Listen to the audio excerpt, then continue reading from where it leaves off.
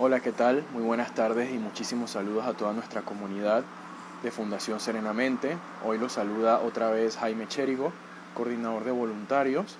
Muy feliz de que tenemos la oportunidad de volver a tener otro especial en vivo. Creo que ya ha pasado un tiempo desde la última vez que tuvimos la oportunidad de hacerlo, de estar aquí para compartir información valiosa y la experiencia de personas que han transitado a través de trastornos y crisis de naturaleza psicológica y emocional. Les recuerdo que estamos todavía en el mes de octubre. En este mes celebramos el Día Mundial de la Salud Mental, que fue, si mal no recuerdo, el 10 de octubre. Entonces hemos tratado de mantenernos activos con muchas cosas, tratando de hacer iniciativas, actividades. Aprovecho la ocasión pues para decirles que el sábado 30 vamos a tener dos espacios. Con la instructora Liliana López en la mañana tenemos 5 cupos para participar de un taller de mandalas. Si a alguien le interesa o cree que esto puede contribuir con su proceso, pues que me lo pueden hacer saber, nos pueden enviar un directo a la página.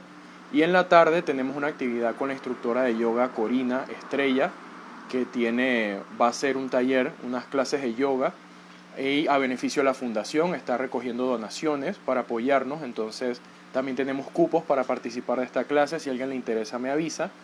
Y así estamos desarrollando y organizando otras actividades también. Pero bueno, hoy vamos a estar aquí con mi querida amiga Katherine, que viene a hablarnos de su experiencia, de cómo ella superó una crisis muy fuerte de ansiedad, depresión, ataques de pánico, que le duró, pues fue un proceso muy largo a través de muchos años de luchar contra este malestar. Entonces ella viene hoy aquí pues a que la conozcamos, a contarnos su experiencia y las cosas que hicieron la diferencia en su caso. Le mando muchísimos saludos a nuestra voluntaria Rubí, gracias por apoyarnos siempre, Rubí. Gracias a Gonzalo Riva, miembro de nuestra comunidad. Saludos, hermanos, se te extraña mucho. Saludos a Luis Alejandro, ahí está Katy, Joe, gracias por conectarse todos. Vamos entonces a invitar a Katherine para que se una a la presentación. Vamos a ver. Un segundito.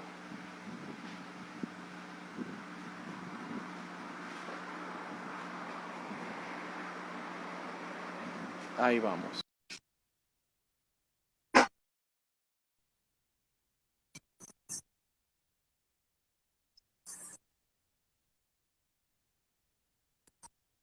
Hola Katherine, bienvenida. ¿Qué tal? Cuéntame si me puedes escuchar bien. Sí, te escucho bien. Ok, yo también te escucho bien. ¿Tú no tienes audífonos ni nada? Sí tengo unos audífonos. Si me das un chancecito y los... Bueno, por ahora yo te escucho claro, Ah, así bueno, que bueno. creo que debe estar bien. Ok, bueno. Bienvenida, ¿cómo estás? ¿Cómo te sientes el día de hoy? Muy bien, gracias a Dios. Excelente. Bueno, Katherine y yo hemos hablado varias veces por teléfono. Creo que es la primera vez que nos vemos cara a cara, a pesar que ya hemos compartido bastante. Me siento contento por eso. Bienvenida a nuestro espacio. ¿Y tú cómo te sientes hoy que vas a compartir tu experiencia con No nosotros? sufrió tanto los percances del tema de pandemia en cuanto a lo laboral y perder el trabajo y esto y que lo otro, gracias a Dios. Y continúo allí, tengo aproximadamente casi 8 años allí y eh, mi vida en cuanto a lo laboral no se vio afectada por la pandemia. Qué bueno. Esas son muy buenas noticias. De verdad que sí.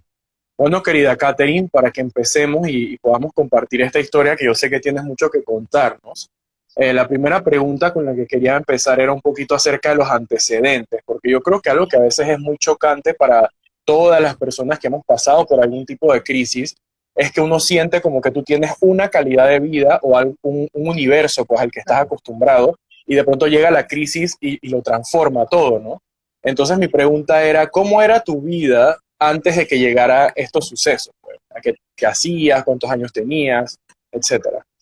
Sí, bueno, yo tenía una vida, lo que se puede decir, normal, una estudiante adolescente de 16 años que iba a la escuela, regresaba a la casa, hacía sus tareas, convivía con los compañeros de la escuela, lo usual en cualquier adolescente que cualquiera vive a esa edad. Un buen día, empecé con una situación de salud, un resfriado que yo creía que era un resfriado. Se fue complicando la situación con el pasar de quizás un mes y medio, pero a todo esto yo no le metía tanta mente porque yo siempre había gozado de salud. Entonces, nunca había tenido preocupaciones de ese tema hasta que mi salud empezó a caer en picada. Entonces, cuando por fin me llevan al médico, el diagnóstico fue algo que nunca había escuchado, que me impactó al saberlo, y ahí entonces empezó la parte emocional mía a irse también en picada de la mano de la parte física. Ok, antes de entrar de lleno en el tema del diagnóstico, que yo sé que es una de las partes cruciales de nuestra plática, quería simplemente como escarbar algunos detallitos, por lo menos esta Catherine de antes de esa fase, cuando en tu juventud, a ti por lo menos además de ir a la escuela, o sea, tú te considerabas una persona extrovertida o introvertida, cómo te llevabas con las personas, con tus amigos, jugabas algún deporte, o sea, cómo era tu personalidad, como para poder conocer mejor los detalles Yo puedo del decir caso. que antes de ese evento yo siempre fui una persona tranquila, eh, diría que no extrovertida, pero tampoco al punto de que no pudiera hablar con gente de mi edad, o sea, algo, un equilibrio entre ambas partes. Yo podía conversar, entablar conversaciones sin pena, pero tampoco era de las que le gustaba llamar la atención. Neutral, tranquila, buena estudiante, eh, con buenas calificaciones, becada, además. Entonces, digamos que Oh, wow. en cuanto a emociones se refiere, yo me consideraba que yo estaba tranquila, yo me consideraba con una vida tranquila, emocionalmente tranquila. Nunca había tenido un Ok, shock emocional fuerte hasta ese momento, por lo ok. que no tengo una referencia anterior por la cual yo pueda decir, no, yo sufría de depresión, de ansiedad, de traumas, de fobias, hasta que llegó ese evento de salud que fue el que marcó mi vida eh, a esa temprana edad de 16 años. Ok, claro. Sí, es importante saber todo eso porque por lo menos en tu caso ya sabemos que entonces no había crisis anterior. Tú prácticamente habías gozado una vida completamente normal, te sentías cómoda, te sentías feliz. O sea, la vida de cualquier persona de esa edad, pues no tenías mayores preocupaciones. Entonces, cuéntanos un poquito más cuál es este diagnóstico, qué es lo que sucede, y incluso antes de entrar en eso, qué cosas tú sentías físicamente, antes de que te diagnosticaran, cómo eran esos malestares, cómo tú veías tu salud afectada.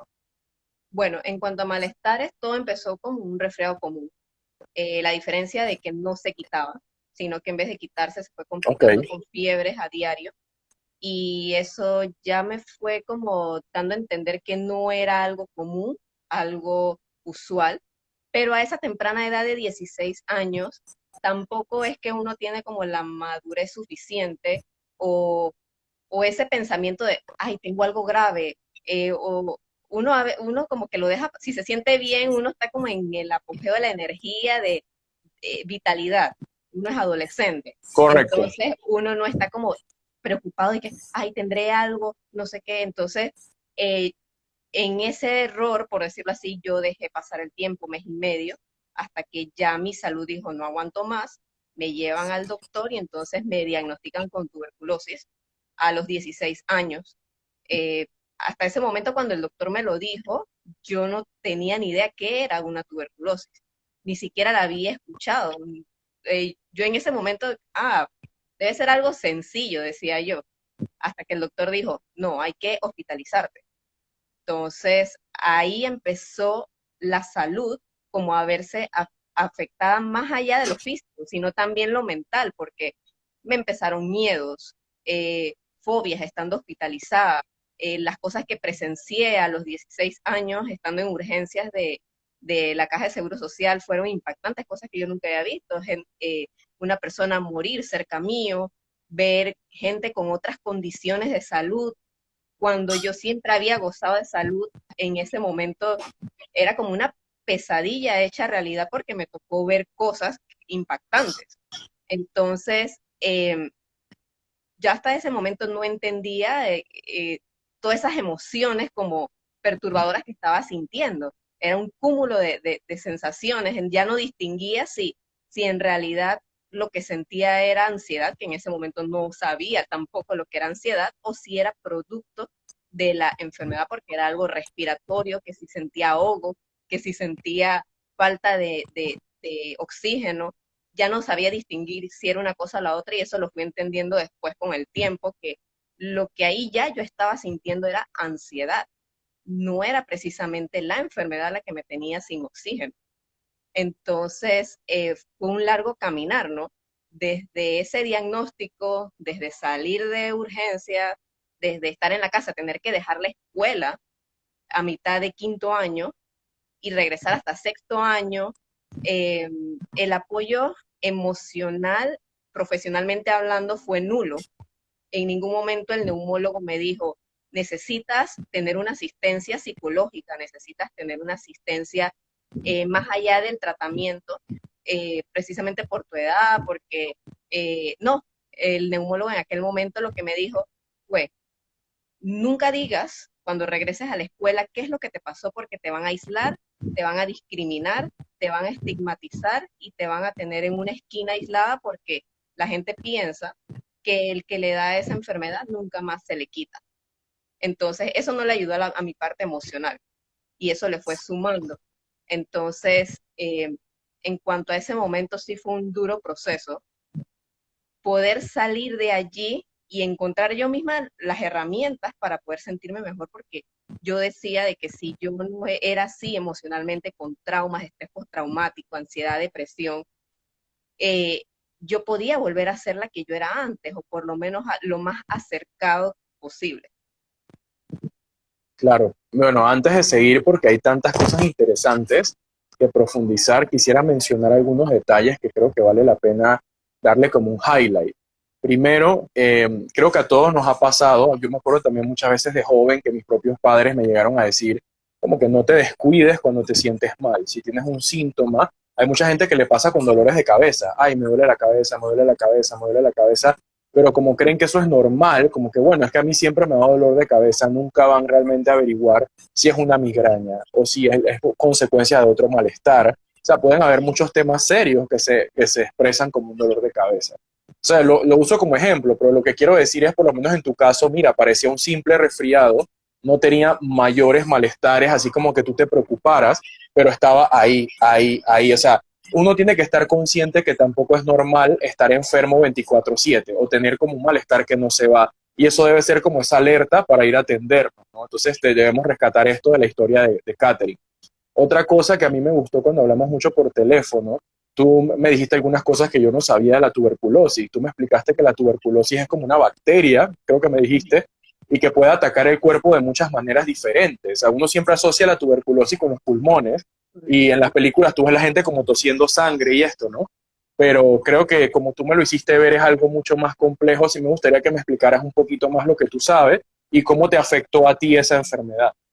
Sí, bueno, a mí lo que en el programa TAES, que se llama así el programa en que uno entra cuando te empiezan a dar los antibióticos, me explicó la enfermera, el doctor, de que existe también la tuberculosis extrapulmonar, donde no solamente se Mm, aloja en los pulmones, sino que también se puede alojar en cualquier otra parte del cuerpo y dependiendo del lugar donde se aloje, entonces tiene su nombre y demás.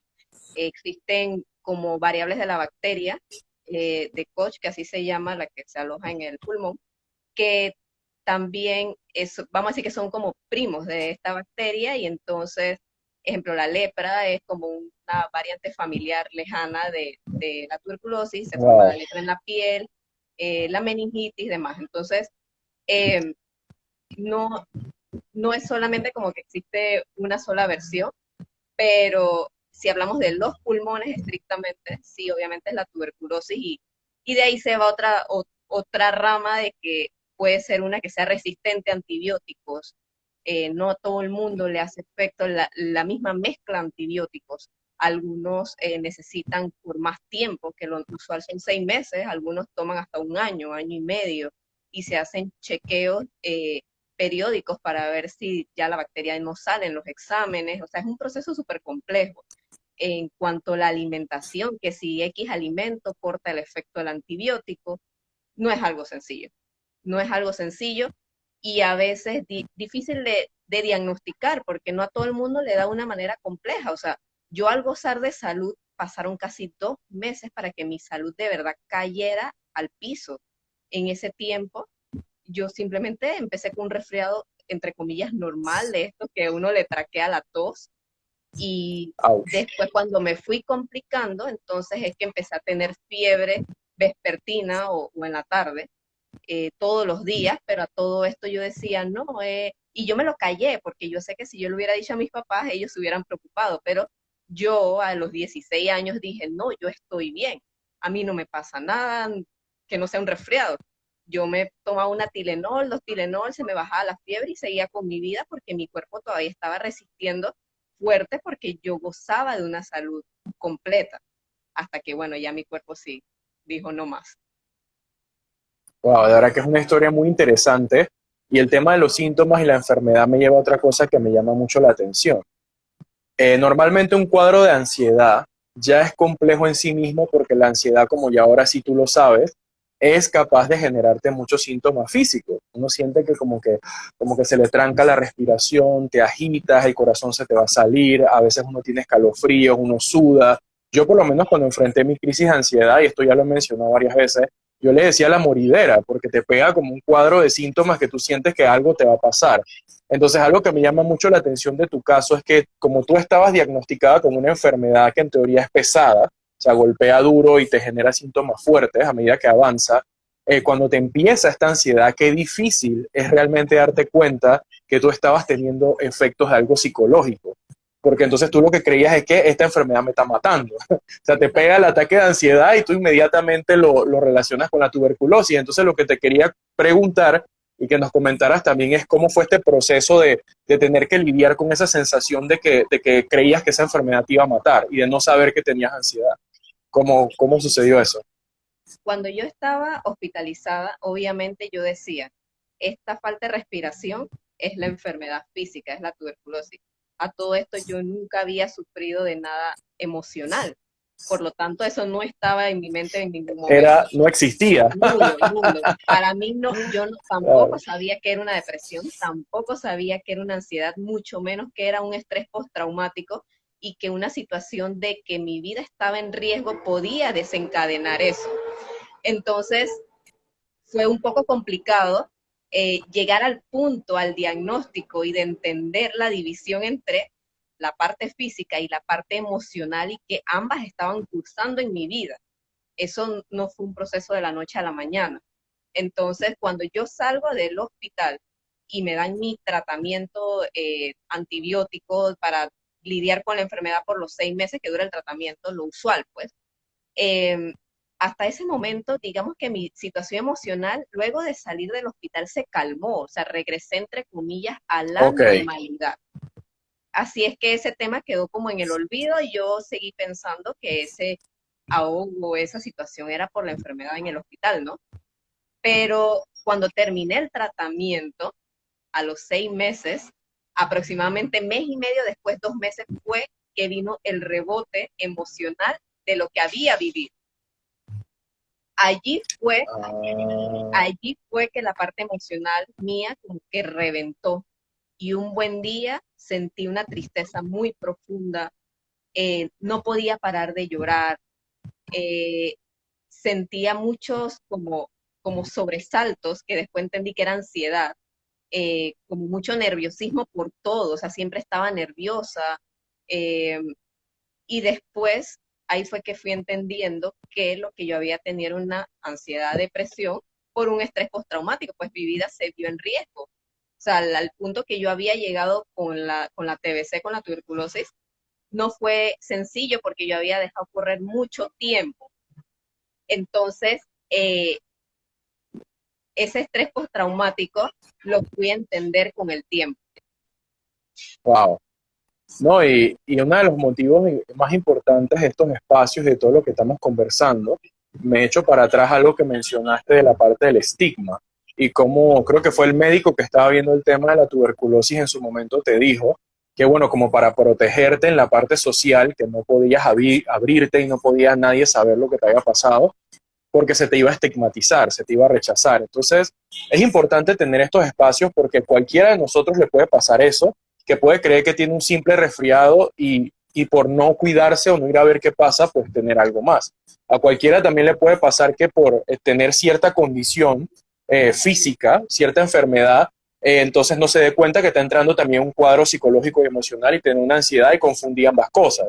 Y que al final sea peor porque entonces en ese caos de, ok, esta enfermedad definitivamente me va a matar porque te hace sentir todos esos síntomas intensos, la pasas peor. Entonces es importante hablar de todas estas cosas y finalmente llegar a la parte esa de los estigmas. Solamente pues informándonos, aprendiendo, podemos combatir esos prejuicios que hacen que al final uno sufra más porque no sabes qué hacer, con quién hablar, sientes que no puedes, como que quien dice, salir del closet, ¿no? Y enfrentar la realidad de que tienes un problema. Entonces, bueno, eso me parece importante. Te iba a preguntar, en esos meses que tú me dices que tú, bueno, sales del hospital, te hacen el tratamiento con antibióticos, ahí es donde tú me dices que tuviste como un descanso, ¿no? Cuando sales del hospital y empiezas tu tratamiento con la tuberculosis, en teoría podemos decir que en esos meses todo fluyó bien. A ti se te fue bajando los síntomas, te curaste y tuviste como un descanso también de la ansiedad. Exacto. Después de allí ya me tocó regresar a sexto año. Me aceptaron Ok, con quinto año a medias porque yo tenía buenas notas, entonces pasé a sexto año. Regreso a la escuela y tenía aproximadamente 2 semanas de haber regresado a sexto año cuando empiezo como a sentir emocionalmente algo extraño en mí, como cuando a uno le van a dar una noticia importante y que el corazón le salta a uno, pero no estaba pasando nada en mi vida. O sea, fue haciendo tarea y sentí el sobresalto. Esa fue la primera señal directa de ansiedad después de todo ese tiempo de haber culminado el tratamiento. Pero yo tampoco dije, no, era la primera vez, no le metí mente. Pero los días fueron pasando y emocionalmente me fui sintiendo cada vez más inestable, hasta que llegué a un punto donde ya lloraba todos los días. Y yo misma me decía, pero ¿por qué lloro? ¿Por qué lloro? Sí, o sea, ya me curé, ya no tengo la enfermedad, ya regresé a la escuela, estoy con mis amigos, mis compañeros, pero ¿por qué me sigo sintiendo triste? ¿Por qué sigo llorando sin parar? Entonces es allí donde yo misma le digo a mi mamá que necesito ir a una psicóloga, si es que esto era a raíz de algo amarrado a la enfermedad que había tenido, que yo necesitaba trabajar eso. O sea, sí puedo decir que yo nunca me hundí en no o cerrarme, a no pedir ayuda, no como evitar lo que estaba sintiendo, ni mucho menos recurrir a una solución no favorable para mi salud. Mi primera opción fue decirle a mi mamá que me llevara a la psicóloga. Sí debo admitir que a la psicóloga que fui no fue como la mejor opción. Fui a 2 sesiones, pero ya yo estaba a un nivel donde lo hablado no me surtía ningún efecto. Yo llegaba ya las 2 veces que fui y salía igual o peor de como había llegado. Entonces yo dije, necesito terminar mi sexto año y yo no quiero sentirme así, o sea, sé que no me agrada la idea, a todo esto ya tenía 17 años, no me agrada la idea de depender de ansiolíticos o antidepresivos, pero sí toca hacerlo para por lo menos yo reponerme y tratar de llevar una vida normal y a la vez llevar una terapia psicológica hablada, hay que hacerlo. Fui a psiquiatra y me recomendaron tomar antidepresivos porque estaba ya a un nivel donde emocionalmente ya la estabilidad para llevar mi día a día me estaba costando. Y tomaba un antidepresivo por día, Altrulines, sertralina es el compuesto de 40 miligramos al día.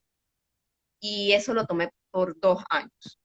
Por 2 años asistía a terapia psicológica hablada, pero como la pastilla hasta cierto punto te ayuda mucho, eh, pero el problema de raíz sigue allí, a pesar de que yo seguía yendo a terapia psicológica hablada, yo sabía que al momento de dejar esa pastilla como que todo iba a salir a flote, porque tenía muchas cosas que trabajar, muchas cosas que entender emocionalmente hablando sobre el suceso que yo había tenido para poder avanzar. Y esa introspección muy larga, pienso que uno nunca deja de aprender de uno mismo. Uno siempre sigue aprendiendo. Cuando uno se mete a hacer introspección, siempre uno aprende de uno día a día. Es un crecimiento permanente. Uno no deja de crecer. Y como punto importante puedo decir de que ignorar lo que uno siente o piensa es lo peor que uno puede hacer. Cuando uno empieza a entender la raíz de las cosas emocionales que uno siente, uno puede empezar a avanzar. Lo peor que uno puede hacer es ignorarlo. Como quien dice, meterlo debajo del sillón como una basurita y dejarlo allí. Cuando uno más lo entiende, cuando uno más lo Claro. entiende, más los desmenuza y más logra como saber por dónde atacar el monstruo, por decirlo así, o cómo amansarlo y cómo tenerlo ahí quieto, porque la realidad es que uno no vuelve a ser la persona que era antes de esos eventos.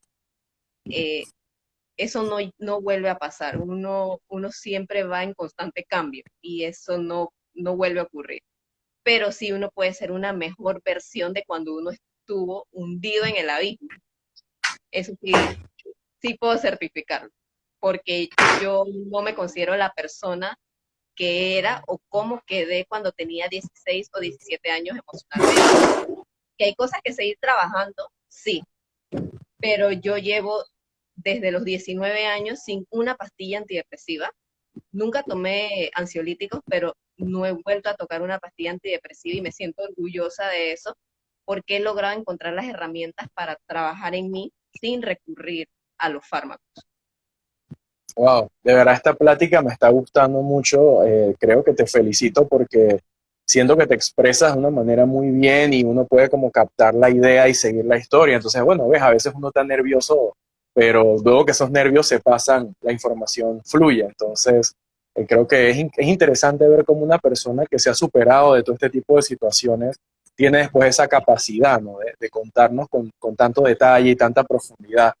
Algo que me llama mucho la atención y que creo que es una característica de este tipo de casos, eh, tú empiezas, ¿no?, con el diagnóstico de la tuberculosis, que obviamente es una enfermedad que quizás aunque uno no le haya dado, creo que todos hemos escuchado esa palabra, ¿no? El nombre tuberculosis es algo que tú sabes que es como serio. Tú, oh, es una enfermedad seria, nadie quiere que le dé eso.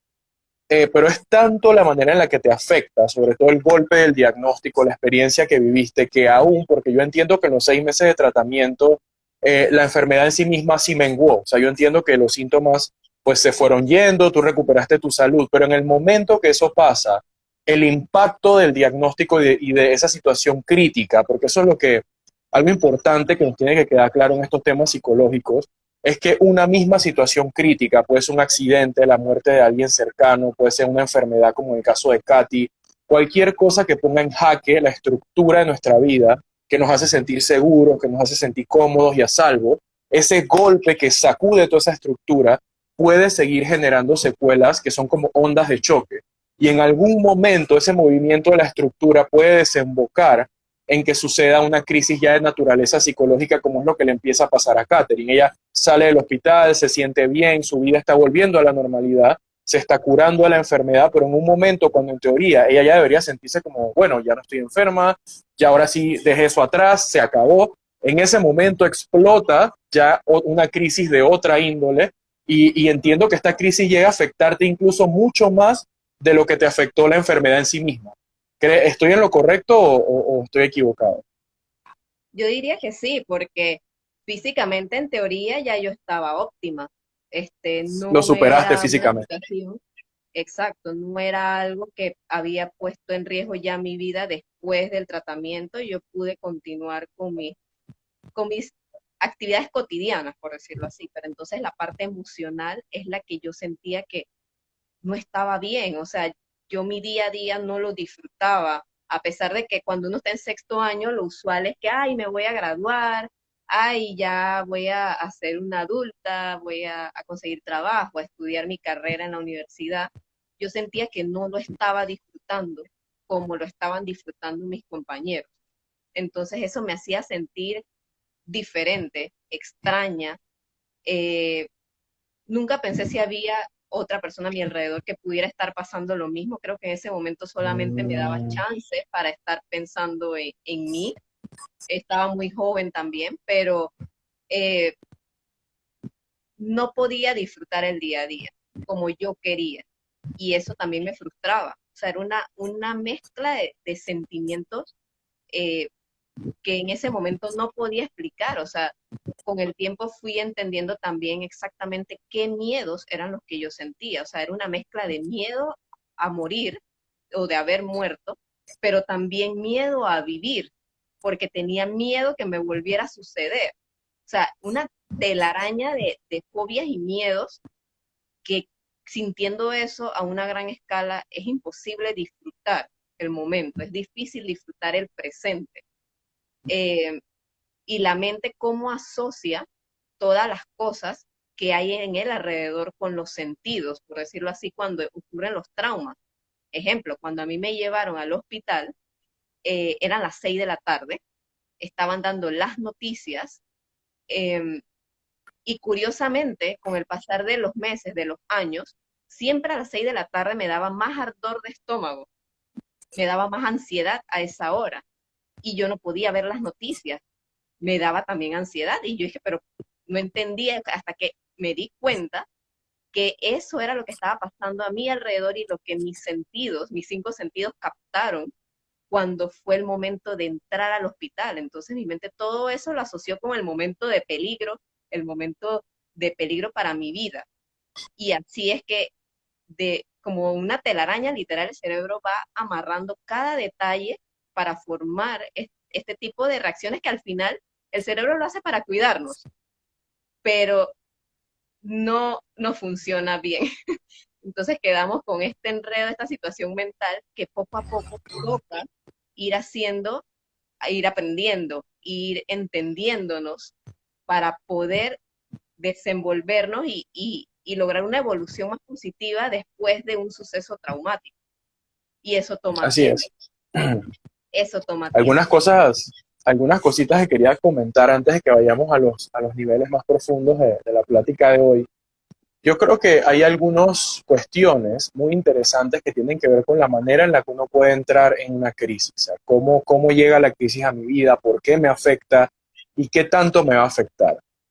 En mi experiencia como voluntario y lidiando con estos temas psicológicos y de salud mental, me he dado cuenta que el factor medio ambiente es uno de los más importantes y es normal que una persona que crece en un medio ambiente en donde ha habido abusos, en donde ha habido mucha inseguridad, en donde ha habido maltratos, desde muy joven esa persona ya tiene fracturada esa parte interna que nos hace sentir sanos y seguros.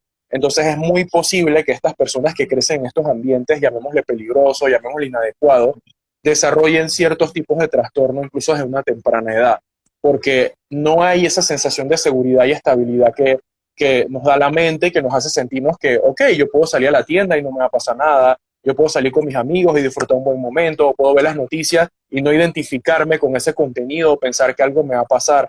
Pero, ¿qué sucede? A pesar que, por lo menos en tu caso, y este es un contraste que me llama mucho la atención, tú tenías la parte del medio ambiente bien, pues venías de una vida tranquila, sana, segura, no te faltaba nada, te sentías en óptimas condiciones. Sin embargo, una crisis, un accidente, una enfermedad tiene la capacidad de tocarnos a tanta profundidad, ese aspecto más íntimo de nosotros, que es como, yo lo imagino como un núcleo, ¿no? Como el núcleo del ser en donde uno se siente la vida es segura, es un buen lugar, yo puedo hacer mis actividades y sentirme bien, o sea, es como ese algo que hay dentro de uno que lo hace a uno sentir a salvo.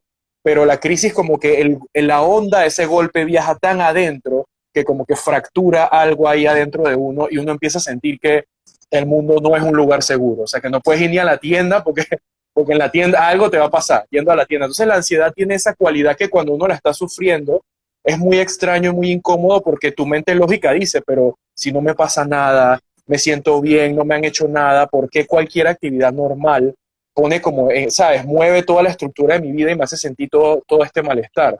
Pero lo que pasa es que ya la enfermedad, ya la crisis o el accidente golpearon tan fuerte que tu estructura esa parte de la mente que vela por tu supervivencia está siempre como que tirando alerta, ¿no? Está disparando luces rojas ante cual, como tú dijiste, los 5 sentidos van captando estímulos y cada estímulo se convierte como en una alerta de peligro.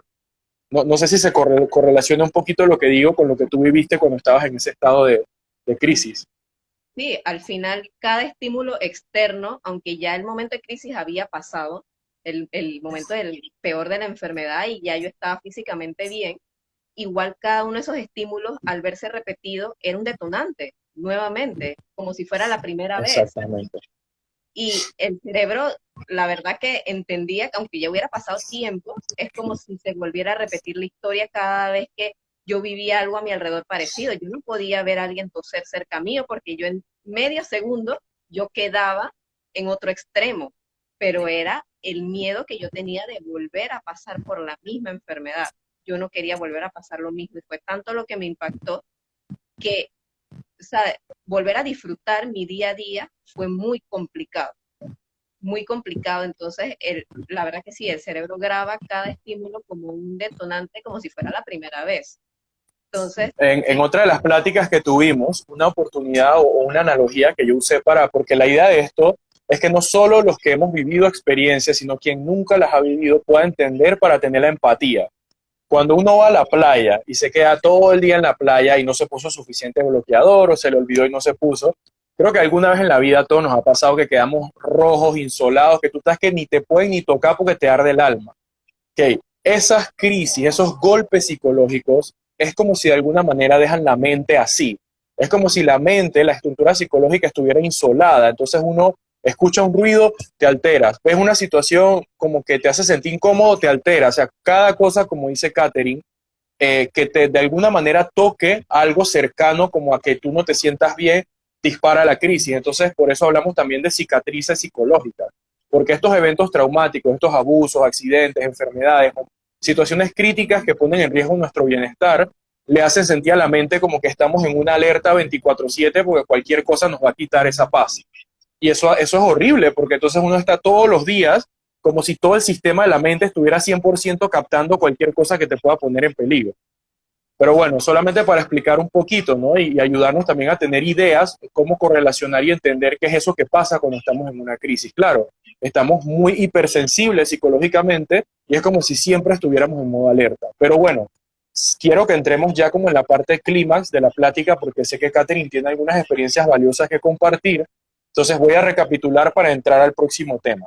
Catherine ya nos venía contando que ella, bueno, tuvo su tratamiento, al final decidió no apoyarse tanto en la parte psicológica porque no sintió que la ayudaba tanto como en la parte psiquiátrica. Entiendo que pues en tu caso las medicinas fueron cruciales en ese momento en el que tú decides, ok, yo necesito terminar mi escuela, voy a tomar las medicinas, igual sigo la terapia psicológica, pero no era como que la parte central, te fuiste apoyando las medicinas, terminas la escuela y quería que nos contaras entonces qué sucede en ese momento y qué cosas sigues haciendo tú para poder lidiar con esta condición de ansiedad. bueno, cuando yo termino la escuela, yo sigo tomando los antidepresivos, que los tomé por 2 años, desde los 17 hasta los 19 años. Correcto. Estando en mi primer trabajo, como a mitad de los 18 años, ya tenía quizás unos 6 7 meses estando en mi primer trabajo, eh, hablando de todo un poco con mis compañeros, sale un tema, sale otro, y un compañero empieza a tocar el tema de salud mental, de depresión, ansiedad, todos estos temas. Entonces, yo la verdad, desde que me pasó eso, con el pasar del tiempo, yo me fui sintiendo como un poco más abierta a ir tocando de vez en cuando el tema de lo que yo había vivido. No con todo el mundo, pero si me sentía en confianza, yo lo contaba porque, digo, al final yo no sabía si había alguien que podía estar pasando algo similar, como lo estoy haciendo ahorita, y que quizás algo de lo que yo diga pueda brindarles un poco de luz o entendimiento a lo que están pasando. Entonces, un señor del grupo, resulta que él me comenta, ya para ese momento yo tenía 18 y él tenía como más de 40, 42, 43. Y él me comenta que tenía un buen tiempo de estar sufriendo ansiedad, depresión, que él era piloto de copa y que, bueno, por tema alcoholismo había perdido su trabajo. Entonces me hace el comentario de, ¿tú quisieras dejar de tomar los medicamentos? Yo, bueno, en ese momento, 18, 19 años, yo la verdad, todavía yo no tenía entendimiento concreto de todo lo que conllevaba ansiedad, depresión y estrés postraumático. Yo en mi mente de adolescente, yo simplemente quería dejar de tomar los antidepresivos. Esa era como mi meta.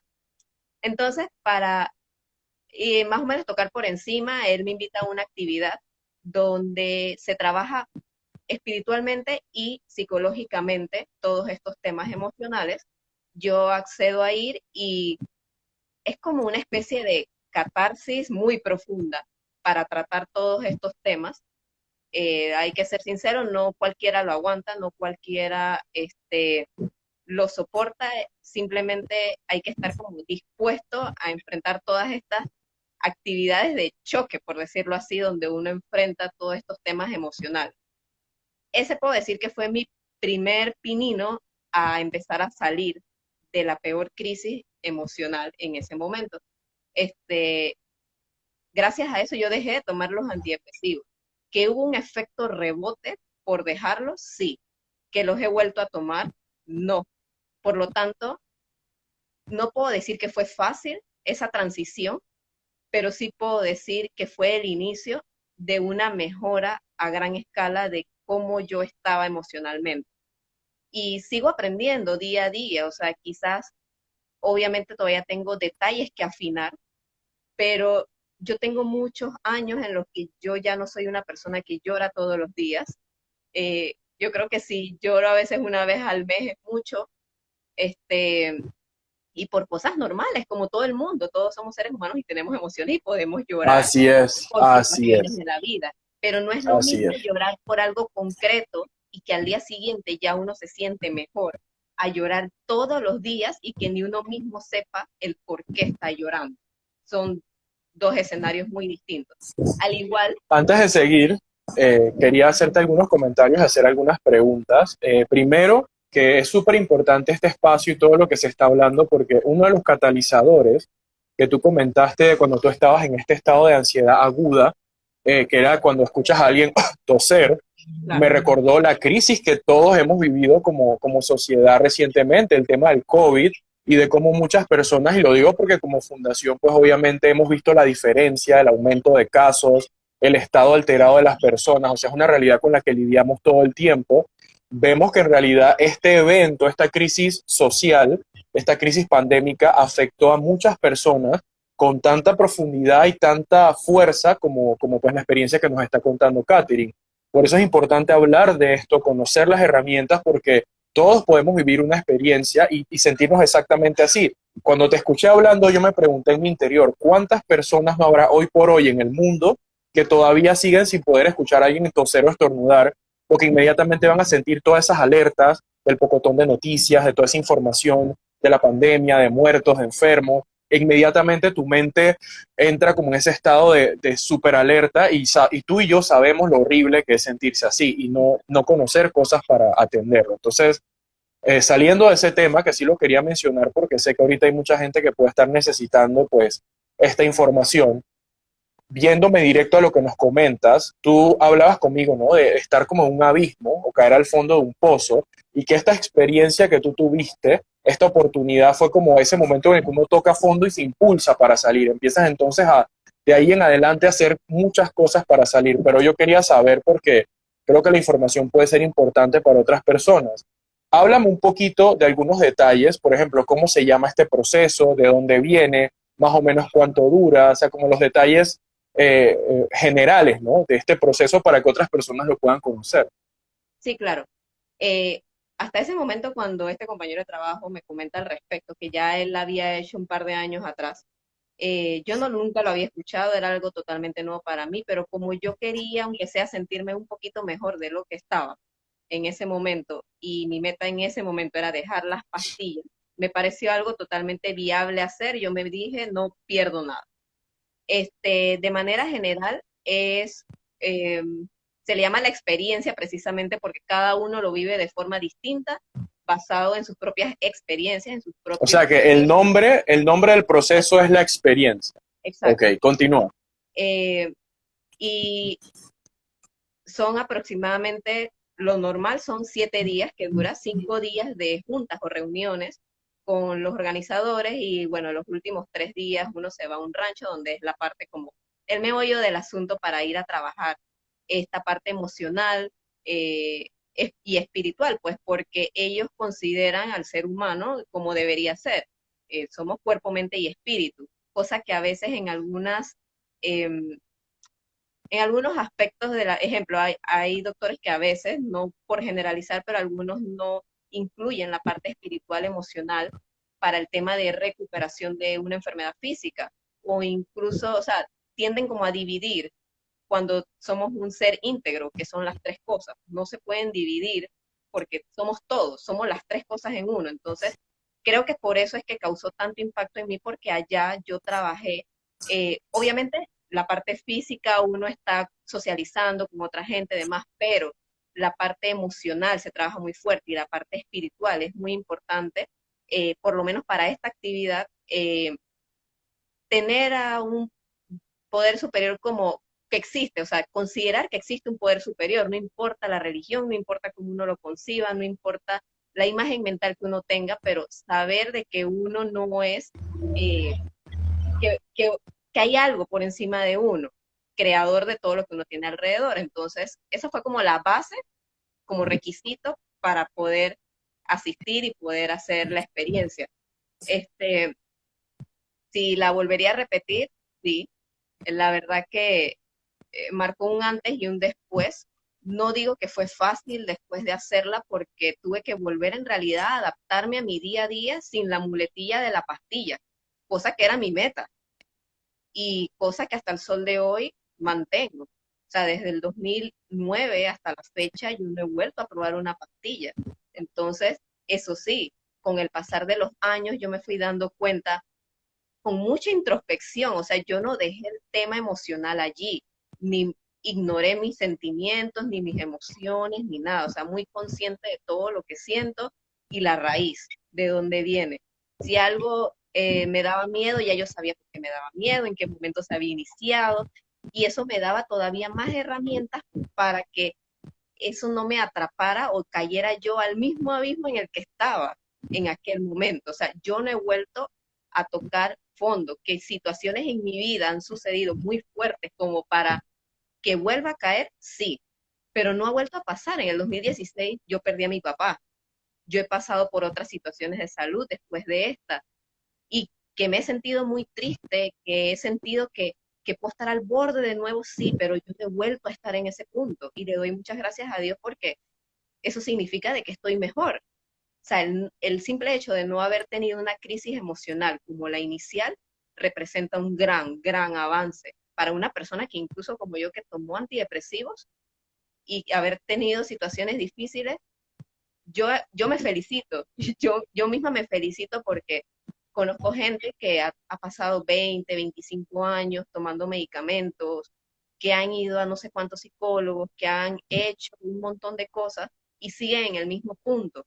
Entonces, sí, esa es una de las razones por las que yo quise compartir mi historia, porque por alguna razón, con lo que yo he hecho sin una guía estricta como tal, yo no estoy en ese punto. Entonces, algo he hecho bien o he acumulado muchas cositas como granito a granito y eso ha hecho algo fuerte para que mi situación emocional sea diferente.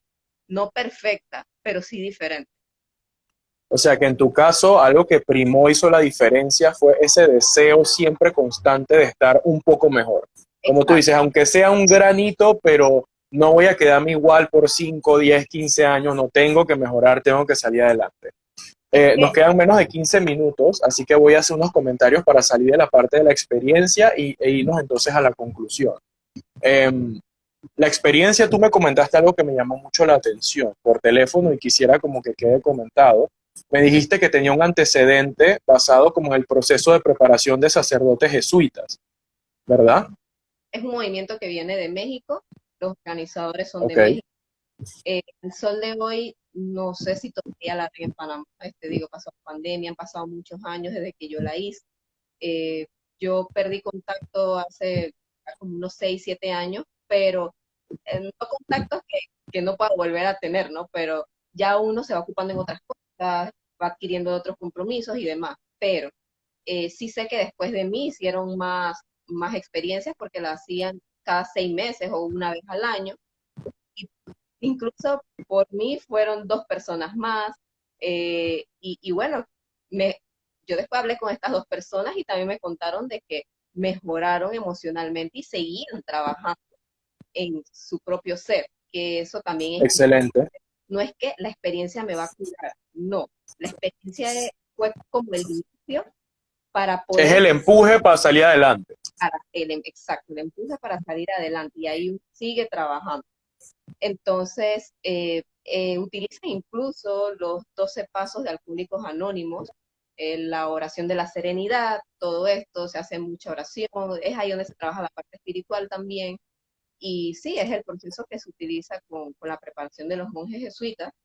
Eh, no sé qué sería de mí si no hubiera hecho la experiencia, si hubiera encontrado algún otro método para salir de donde estaba, si todavía estuviera tomando medicamentos, no lo sé. Fue la oportunidad que me llegó en ese momento, yo la tomé y es verdad, no lo cambiaría, pero sí puedo decir que algo que me ha caracterizado todos estos años ha sido la determinación a no quererme sentir igual a como me sentía y no resignarme a sentirme así. Eso ha sido como un punto importante para mejorar, quizás no a la velocidad que quisiera, pero sí por lo menos un poquito mejor cada día, la determinación. Otra cosita que quería mencionar, bueno, respecto a la experiencia, solamente que yo, pues como coordinador de voluntarios de esta fundación, una tareita que quedé pendiente con Catherine, yo sí quisiera averiguar, pues, si es posible conseguir esos contactos en el caso de que a alguien le interese y nos escriba a la página o quiera saber cómo averiguar de ellos o dónde localizarlos, si todavía se hace en Panamá, porque Catherine lo hizo en Panamá. Así que bueno, esa es una tarea pendiente. Yo definitivamente seguiré conversando con Catherine para tratar de obtener esa información. Pero saliendo de eso, otra cosa súper importante que quería mencionar es que, como ustedes escuchan en la experiencia de Catherine, ella se permitió pasar por todas las fases del proceso y nunca se cerró a ninguna alternativa de terapia y de ayuda. Ella pasó por la parte médica que le ayudó a lidiar con su enfermedad. Primero, ¿no? Lidió con el problema base, raíz, tomó sus medicamentos y dejó atrás la tuberculosis. Pasó por la parte psicológica, si hizo o no hizo mucho clic con esa parte, pues ya es algo muy personal de su proceso. También obtuvo la ayuda psiquiátrica, porque no olvidemos que ya dijo que desde los 17 a los 19 obtuvo la ayuda de los medicamentos y eso le permitió en ese momento estar centrada y poder manejar los síntomas y terminar su secundaria. Y nuevo, pues después de esta etapa empiezan a surgir otras herramientas como la experiencia. Y bueno, ahorita antes de terminar mencionaremos algunas otras cosas, pero lo que yo quería resaltar, porque tú sabes que en la comunicación siempre algo se puede malinterpretar. Nada de lo que nosotros estamos diciendo exhorta que se vaya a satanizar ninguna alternativa porque eso no está bien. No podemos rechazar ni la ayuda médica, no podemos rechazar el apoyo psicológico, ni tampoco podemos cerrarnos a las pastillas y los medicamentos psiquiátricos que en ciertos casos de crisis, que son demasiado agudas, demasiado fuertes, si no se usan los medicamentos, la persona no funciona o no tiene las herramientas para enfrentarlo. Entonces, lo digo porque yo sé que es muy fácil tomar la información y decir, ah, bueno, como ella se quiso superar para no tomar más medicamentos, entonces los medicamentos son malos. Eso es un error, eso es una interpretación incorrecta. Lo que Catherine quiere decir es, ella ya había pasado por esas fases, pero ella sabía que en su caso no quería depender toda la vida de esos medicamentos y buscó más herramientas que de seguro si no le hubieran dado resultados hubiera seguido con los medicamentos. Bueno, Catherine me dirá si me equivoco o no, pero el punto es ese, el punto es que nosotros no podemos tener esa actitud porque a veces eso es lo que hace la diferencia entre alguien que se recupera y logra resultados o alguien que, como dice Catherine, no solamente se queda en el abismo, sino que cada vez se hunde más.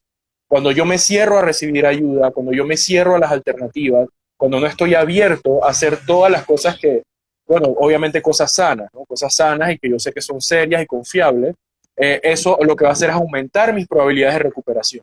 Pero no podemos tener esa actitud cerrada porque pasa, yo lo he visto mucho, ¿no? Como personas que no quieren saber de tratamiento psicológico o no quieren tomar medicamentos bajo ninguna circunstancia o igual cerrados a otro tipo de proceso y yo creo que al final eso lo que hace es que trabaja en nuestra contra. No sé qué opinas tú de eso. Sí, opino así que igual a como yo viví la experiencia, igual todos estos procesos emocionales son una experiencia, por lo que todo el mundo lo vive diferente, las causas, las raíces del por qué alguien sufre depresión, ansiedad o estrés postraumático no son ni llevan el mismo matiz, influye también la crianza de la persona, eh, la, los recursos y herramientas que tienen desde pequeños incluso, porque dos personas pueden pasar por la misma situación traumática y uno queda traumatizado y el otro no. Entonces, igual, todas estas situaciones emocionales depende de la raíz del pasado de la persona. No todo el mundo es afectado de la misma manera. Entonces, asimismo, las soluciones no van a ser igual para todo el mundo. Lo que le funciona a uno puede que no le funcione a otro. Es simplemente como no rendirse y tener esa esperanza de que uno puede estar mejor. Eh, es lo que yo año tras año y desde aquel momento yo me dije a mí misma, nunca perdí la esperanza de sentirme mejor. Tampoco me ponía expectativas de el otro año ya yo voy a estar bien perfectamente como si no hubiera pasado. No, yo misma me decía, simplemente quiero sentirme mejor, quiero sentirme más normal, quiero sentir que puedo disfrutar la vida, por lo menos algo parecido a lo que lo disfrutaba antes. Y eso fue impulso para mí, esa automotivación que me daba de que podía estar mejor. Claro, y tu viaje no ha terminado porque sigues viva, sigues sana, sigues adelante y estoy seguro que si volvemos a hablar en un año, en 5 años, cada vez me seguirás contando más historias y de seguro llegarás a un nivel que no solo te sentirás tan bien como antes, sino mejor, porque es toda esa experiencia y esa fuerza que te da el proceso hace que tú disfrutes la vida incluso más que alguien que nunca ha pasado por el abismo, porque el abismo te da profundidad, te da esa capacidad de saber lo que la vida vale, que la vida es preciosa, que uno tiene que esforzarse por de verdad dar lo mejor y de verdad disfrutar cada detalle. Ya para cerrar, porque nos quedan 5 minutos, yo sé que tú, bueno, yo ya pacté con Katherine otro especial más adelante porque la historia es muy larga. No se crean que todavía no hemos terminado, la verdad es una aventura de muchos procesos y vale la pena hablar de todos ellos, pero después de la experiencia en donde das ese primer impulso para salir, pues de ese abismo de ansiedad, tú me dijiste que empiezas también a conocer más herramientas, a hacer otros procesos. Quería como que nos comentes un poquito de eso y ya cerrar por hoy, pues para dejar un poquito de campo abierto para el próximo compartir que vamos a tener, si Dios quiere, en noviembre. Claro, una cosa me fue llevando a la otra, fui conociendo distinta gente, yo tomé sesiones de hipnosis incluso para trabajar con una psicóloga, y ella me trabajó esa parte de hipnoterapia en aquel momento que ya yo había dejado las pastillas. Precisamente al dejar las pastillas, como el proceso fue difícil, no puedo decir que fue fácil, esa transición de rebote, de haber tenido 2 años de esa muletilla de pastilla, dejarla, volver a dormir por mi cuenta de una forma tranquila. Todo esto no fue fácil, así es que yo recurrí a la psicóloga, pero ya con métodos de hipnosis y demás, porque había que trabajar de una forma muy profunda, y eso me ayudó bastante. Hace 2 años, entonces retomé con ella para trabajar otros detallitos de ese mismo tema con otra terapia llamada EMDR. Les debo ahorita mismo la traducción de las siglas. Sí, nosotros tenemos contactos y pacientes que trabajan con MDR también. Exacto, entonces esta terapia puedo decir que fue como crucial para tocar temas puntuales de lo que yo viví de forma traumática en el hospital cuando tenía 16 años. Fue fuerte, pero es más, estoy abierta y yo le dije incluso a la psicóloga, en un tiempo, si era como hacer una lista de puntitos exactos que yo siento que quisiera seguir trabajando y seguir afinándolos, ¿por qué no? Porque siento que los traumas también involucran tantas cosas, entonces no se puede trabajar en 2 o 3 sesiones algo tan complejo. Y bueno, de ahí también la parte espiritual, la seguí trabajando con diversas técnicas y demás, y siento que sí, me he enriquecido de muchas herramientas que me ayudan día a día para sentirme mejor. Excelente, la verdad es que siento que ha sido un espacio muy valioso. Ahí han estado muchas personas comentándonos. Aquí nos dice TV Chandelier que muy interesante el tema de la hipnoterapia. También tenemos a C. Almengor comentándonos bastante, te admira mucho, dice que eres muy valiente por contar tu experiencia, un gran ser humano, que todo esto vale la pena. Joe también te dice felicidades, guerrera. Aquí también Chandelier nos había dicho felicidades, Katherine, por tu determinación. Entonces, bueno, sabemos que estos son espacios y oportunidades que generan toda esa empatía en las personas, hacen que la gente se dé cuenta, pues, de muchas cosas que uno no ve. Por eso aquí en Fundación Serenamente decimos que es importante no juzgar, porque yo puedo ver una persona superficialmente y y simplemente pensar, que como que no quiere salir para adelante o por qué no hace esto, no hace aquello, sabes que siempre andamos juzgando, pero nosotros aquí aprendemos que uno no sabe lo que una persona está pasando en la intimidad de su hogar, o sea, cuáles son las crisis que le han afectado, qué pérdidas ha tenido. Entonces, sabiendo estas cosas y conociendo las dificultades que todos podemos llegar a pasar, pues tenemos que ser seres más empáticos y más compasivos, estar abiertos a escuchar, a conocer a la otra persona y ayudarnos entre unos entre otros. Bueno, aquí Sea el Mengor nos pide más invitadas, claro que sí, de hecho muy pronto les estaré compartiendo porque vamos a tener otro en vivo con una chica que se llama Patty, que también tiene una historia muy interesante, y aquí a Caterina la vamos a volver a tener si Dios quiere. Yo creo que ya sería como para inicios de noviembre, pero de seguro pues tenemos todavía cosas de qué hablar. Entonces te doy gracias, Catherine, de verdad de corazón en nombre de la Fundación, gracias por venir a contarnos esa historia y bueno, yo no sé, tú me dijiste que te dedicas a marítima, pero me parece que tienes una gran habilidad para comunicar, me he quedado sorprendido. Cada vez que te escuchaba hablar pensaba como que estaba viendo las noticias o algo así. Yo también, es mi primera vez que hago. Voy a admitir que estaba nerviosa durante toda la semana, pero trataba de evitar pensar en los nervios. Es más, ni siquiera preparé nada. Yo dije, voy a fluir y que salga el mensaje como tenga que salir. Bueno, yo creo que fue bueno eso porque fluyó, así como dicen, cuando uno mete una canasta perfecta, fluyó de hilo, o sea, Perfecto. totalmente. Y te quería que nos dejaras un último mensajito para todas esas personas que te escucharon, para todas esas personas en crisis que van a ver la repetición del video. ¿Qué tú le dirías a alguien que está pasando algo parecido a ese momento terrible que tú me describes que fue como un abismo? ¿Cuál sería tu mensaje para esas personas? Mi mensaje más importante es que no se conformen a estar como están, que siempre hay una oportunidad de poder sentirse mejor, simplemente que no se cierren y que sigan buscando que si lo siguen haciendo van a encontrar esa luz que les va a permitir avanzar de donde están y sí hay, solamente no rendirse. O sea, que uno puede estar en el fondo del túnel, pero igual se puede salir de ahí. Wow, qué mensaje tan bonito, inspirador. Nuevamente te doy gracias y bueno, si Dios quiere, nos vemos la próxima. Dios primero, así Cuídate será. mucho. Igual, chao.